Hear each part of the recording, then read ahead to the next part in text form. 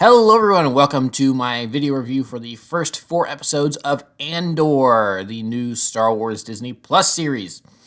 I was going to do just the first 3 to start off with, but then with the way the third one ended, I thought to myself, I think I need to watch the fourth one before I do a review on these. So this will be a review of the first 4 episodes. The first 3 came out last Wednesday. The fourth one came out this Wednesday.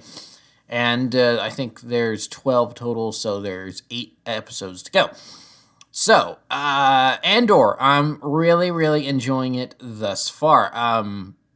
Unlike a lot of people, when they announced that they were doing an Andor series, I was like, sweet, awesome, okay, I'm on board for this. This sounds good. Because I love Rogue One a lot. Rogue One's my favorite Star Wars movie. Before it came out, I didn't really know if I even could choose one, but Rogue One just had a little bit of everything I loved about Star Wars in it. So it's like, okay, well, this is like the perfect mixture of everything I like about Star Wars. So thus, it is my favorite of the bunch. And I actually liked Cassian. A lot of people complained at the time, and I feel like still do, that he didn't really have that much of a character in Rogue One. I feel like he had enough character for what was needed for that story. And I was like, okay, he's kind of he's on the precipice of being a Saw Gerrera type extremist, or more of the classic rebel goody-goody that we've known from the original trilogy. There's those shades of gray in there with him. So he's not totally a good person, but he's trying to do good things by doing bad things. So he was definitely a morally questionable character, where Jyn Erso was then more of the, she's kind of out for herself at first, but she very quickly is all aboard the rebellion train, and she kind of becomes the moral compass that Cassian then ends up looking to.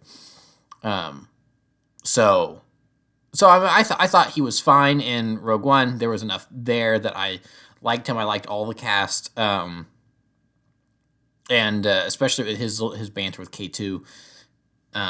It's really great. So yeah, they announced an Andor series. I'm like, all right, I'm on board for this. And I love how many people at the, when it was announced and everything's like, ugh, Andor series? Come on. And he's like, everyone was just kind of rolling their eyes. I'm like, okay, all right, that's fine. You roll your eyes now. But when and if this show turns out to be good, then you'll be singing a different tune. And I think the show kind of benefits from that. Because unlike, say, the Book of Boba Fett or Kenobi, which I think saw more mixed results recently, because they are about these long-established characters, so there's more expectations set for those. Because like Book of Boba Fett, I thought I liked the direction it took in its story. I just thought that it didn't devote enough time to Boba, strangely enough, in his own show. But, that's a whole other thing I've discussed in those reviews from earlier this year.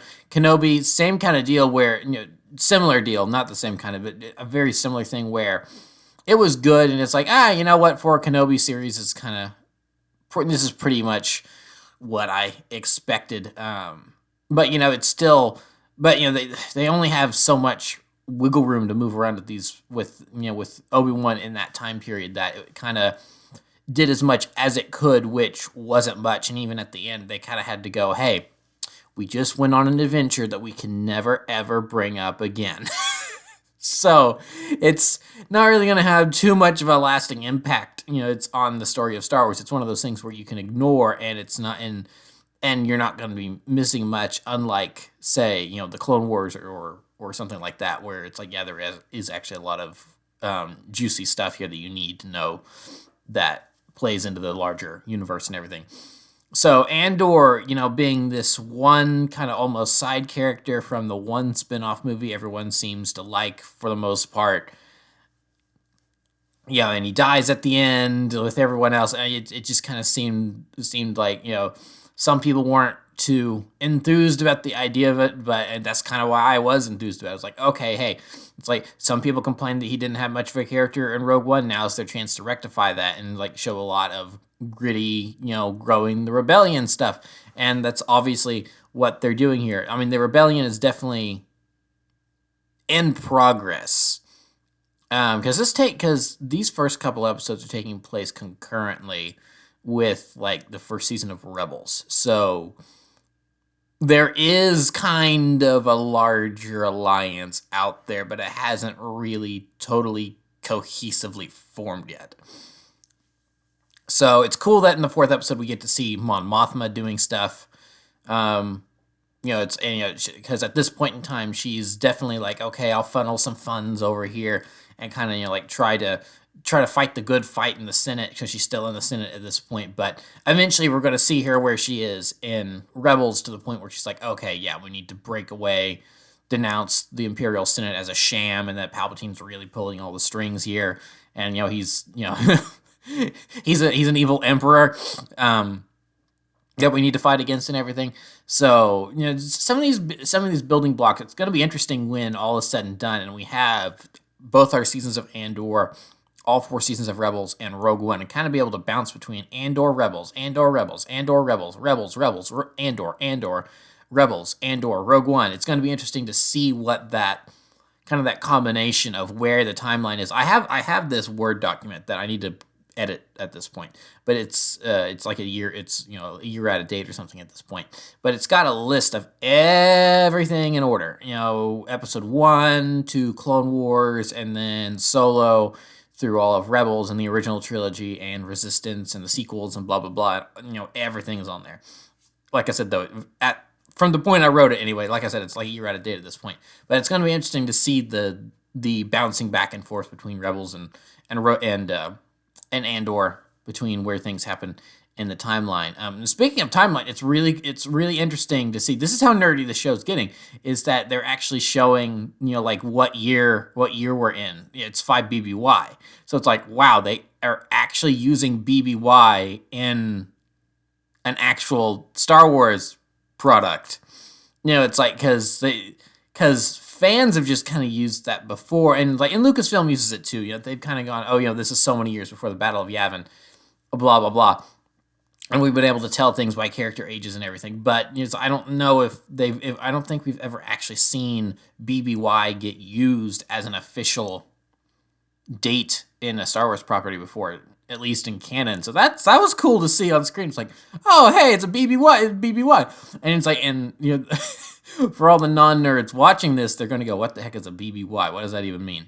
And it's like, I know what it means. There's not too many of those really nerdy things in here thus far. There's a couple, like there was the Starkiller Sith uniform from the Force Awakens Sith DLC in the background of Stellan Skarsgård's shop, which I can't has his name even been said yet? I can't remember. It's like Lupin or something like that. I'll get it eventually. So it's like, that was cool to see. There's, and then like they're talking about the Kyber crystal. There's a couple small little things in here, but they're not doing great big. Oh look, it's Qui-Gon Jinn. Remember Qui-Gon Jinn? They're not doing any of that yet, which will be interesting to see. If they just kind of remain these small little name drops and background things, or if they do eventually go. Because I could totally see like the end, like the last couple episodes, 2 episodes or something of the entire show, like in the second season. Like if we see Director Krennic and like, we see him walk up and go, I'll be taking it from here, and something like that to one of the other villains. And then of course that leads into Rogue One and the Death Star and all that. Let's see here. I gotta say, the style of the show I'm really, really enjoying so far, because love Mandalorian, Book of Boba Fett, Kenobi, all that stuff. But there is something about the very tactile feel of, oh yeah, they actually built that set. Oh yeah, they're actually standing on a full spaceship set right now. And it's like, they built some of that stuff, and they sometimes shoot on location for like The Mandalorian, but a lot of the rest of that stuff is all done in the volume, which is a very cool piece of tech. But, and it looks realistic. Like, like you're watching it, and at least for me, I cannot tell the difference between, I cannot actually visually tell the difference between when they're out on a location and when they are filming in the volume. When I'm watching those episodes, it's except that there's a part of my brain going, I think this, I'm just kind of I'm just thinking to myself kind of subconsciously, like, I think they filmed this in the volume. I don't think this is on location. But then sometimes they surprise me because, like, I figured all of that second season episode, the tragedy where they're on, where they're on Tython, I figured all of that was filmed on the volume, and then they filmed all of that on location actually. So they surprise me sometimes. But anyway, but a lot of it, so far most of Andor being filmed on locations, on actual sets and stuff. It's like it definitely helps with the immersion, I feel like. And of course, that's not to badmouth Mandalorian or anything like that, because it's still a gorgeous looking show. And and they do build a lot of sets and everything. I mean, it's kind of like the thing where it's like everyone goes, everything about the prequels was filmed on green screen. It's like, yeah, there was a lot of stuff filmed on green screen for the prequels, but there was also a lot of physical sets built and stuff like, and models used for special effects. So it's like, let's not downgrade the importance of what all the special effects artists did to help get those effects, because they did do a lot of model building. Actually, I think they built more models for the prequels than they did for the original trilogy. So you just don't know because it blends in so well with the CG. You just assume it's all CG. So Mandalorian is very much the same, where it's like, I mean, these guys are wizards. I mean, the stuff they've done on there where you can't, like I said, you can't tell, is a lot of the time is really cool. But then at the same time, it's like I'm watching Andor. It's like, oh, they're actually in the woods right now. That's cool. It's like, I don't know. There's just, like, you can't tell when you're watching The Mandalorian when they filmed on the volume or not, but then you're watching Andor and you just know it's like, oh, this is on location. It's like this big city, this big alien city street they built, that was all an actual location that they built. I don't know if it's like the way the camera is like reflecting, light is reflecting off of stuff and being fed into the camera, if that is kind of the big tell or something, but I don't know. But it's like, there's just something where it's like, oh yeah, no, this is definitely real. There is no doubt in my mind that this is real right now. So, and I don't know, maybe it's going to be the opposite, where I'm going to assume some things in Andor were filmed, on an actual set, and then it turns out that it was on the volume or something. I don't know, but just but even then, to further my point here, so I don't get myself talking around in circles.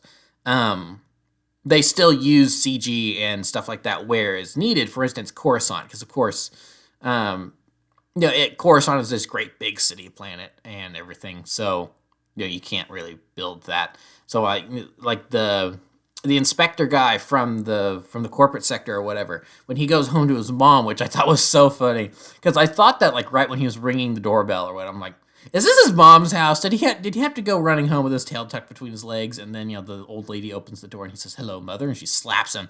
Hilarious. But I called it, sweet. But like a lot of those establishing shots of him walking and stuff is like, that had to have been CG and stuff, because like there is no place that looks like this that actually exists. So, but that's what CG is good for, is doing those additive things and stuff like that, where it's really adding to make this world look believable, and I think also kind of fulfilling a little bit of because Coruscant this time around is really going into that kind of Art Deco 1950s sci-fi vibe, which, I think is something Lucas really was going for in the prequels that a lot of people missed sometimes, I think. Like, you see a lot of it in Attack of the Clones, especially. Like in the Zam Wesell chase and everything in that bar they go to. It's like I'm seeing a lot of that stuff again here with Andor, and I really, really like that. Like the car that Mon Mothma arrives in, it's like that screamed, kind of 1950s sci-fi to me. I just think that's really cool to see that in Star Wars. And then even like the little moment where just the world building and being in a familiar location in Coruscant, but just how they're using that in the story and everything, where that inspector guy, he's kind of run home with his tail tucked between his legs. He gets on the elevator and he hits the button, and everything's kind of pristine and stuff, but then he goes down a couple levels to visit his mom's apartment, and it gets a little grimier. It's not the lower levels. It's still, for the most part, pretty clean, but it's like, it does get a little darker because now you're a couple levels down. There's not as much sunlight. So it's like, that was cool. I thought that was a really cool, like, character character touch there. So yeah, I don't really feel like I have too much to say about Andor so far, except like, oh yeah, it's good. There hasn't really been too many major story elements in play yet. This has all been a lot of setup. If I have like one complaint, if I even qualify this as a complaint, is that, but I think that's just the style of the show, that's totally fine. Is that it doesn't really seem like the episodes have great endings. It just seems like they more kind of end, and it's like, all right, that was your 45 minutes for this weekend. And so I'm kind of sort of in quotes complaining about that, but I mean, that's just the style of the show. It's not like The Mandalorian where it is mostly these adventure of the week, and then there's like a little bit of connective tissue to build a story throughout the season. This is going to be like one long story that is just going to be cut up into 12 chunks. And that's totally fine. I mean, okay, let me put it this way. That is totally fine, but I still like it when episodes have like definitive ends, because even when like a story arc in Clone Wars had, it's like, all right, we're going to do our 3-4 episodes here. Each episode still kind of had a rising tension music moment or anything, and then here's credits, so you know that this episode is at an end. You got to tune in for the next part. Where with a lot of these episodes of Andor so far, I've been watching, I'm like, oh, hey, credits. I guess we're done. So I would like this is just a weird personal preference for me. I would just like a little more telegraphed, hey, we're at the, this is the end, we're approaching the end of the episode. Because on this one for this week, I even checked the runtime, and I looked at it, and it said like 8 minutes left or something. I'm like, oh, okay, so there's still going to be a little while to go. And then about a minute and a half later, it ended. I'm like, okay, so it's got 5 minutes of credits, right? Because it's on Disney Plus, and it's got to go through like the Vietnamese and Spanish cast lists and everything too for the dubs. And I'm like, oh, okay, but it just kind of, Cassian kind of goes, can I eat my food? And then a moment later, it's done. I'm like, okay, it doesn't really seem like the end of an episode, but whatever. It's like, I mean, that's just that, again, that's just the way the show is that it's one long story that you're going to get a chunk of every week, and that's fine. I just kind of wish that it had a little bit more of a, all right, that's the end of this episode, final moment to it, instead of just kind of going, well, that's credits. Because Obi-Wan, that's something Obi-Wan did well, I feel like, where yes, it was long. It was one 6-episode story one story that they cut up into 6 chunks. But each end of those episodes felt like, this is the end of the chapter. This is the end of the episode, and you get those, and got those final, like the end of the 2nd episode where he realizes Anakin is still alive, and he says Anakin, and then there's the snap open of the eyes of Vader and the bacta tank. And it cuts to black, and you hear the breathing, and then credits. It's like, that's a good end to an episode. That is a good end to that's a good signal of this chapter is closed. Tune in next time for the next one. So I that's like my major complaint I have so far of Andor, I guess, is that I just kind of wish they did that better, because it's like, oh, guess we're done. And that's just a personal preference thing for me. I don't like it when shows just end, like end their episodes like that, unless it's like an obvious cliffhanger or something. It's like none of these episodes so far I really think have, you could have ended this 2 minutes earlier, and that probably would have been a more satisfying end to the episode, end on a little bit more mystery or something, instead of, can I have my food? And so, but if that's my major complaint about this so far, I mean, I think the show's doing pretty good. So yeah, I am definitely excited for more. Definitely a more mature Star Wars. They've said several curse words so far. I mean, the Scottish guy actually said the S -- word, which is the first time that's ever been muttered in Star Wars, at least in canon and not outside of like written material. It's like they may have like thrown it in somewhere in like an old EU book from 1997 or something like that I've never read. And I wouldn't know about. But in terms of on-screen media, video games, anything like that, this is the first time we've ever heard such strong language out of Star Wars that doesn't have like a Huttese or a Mandois sheen over it, to where it's like it's a different language, even if it means the same thing, so that we can get away with cursing this way. So So yeah, that's kind of so it's I'm really digging the more mature Star Wars vibe because of course Star Wars is is a children's it's for kids, but this is definitely the older for older kids. So and this is like I don't know if I'd be showing this to a 7-year old. They'd also probably be bored, but like 10, 11, they'd probably be able to get into this. So it's like I really like that aspect. I like it when Star Wars can do that. So yeah, I think that's going to be pretty much it for this review. I will see you guys next Friday for the next installment of Andor, and hope things keep getting better from here because I'm liking it so far. So thank you for watching. I'll see you next time.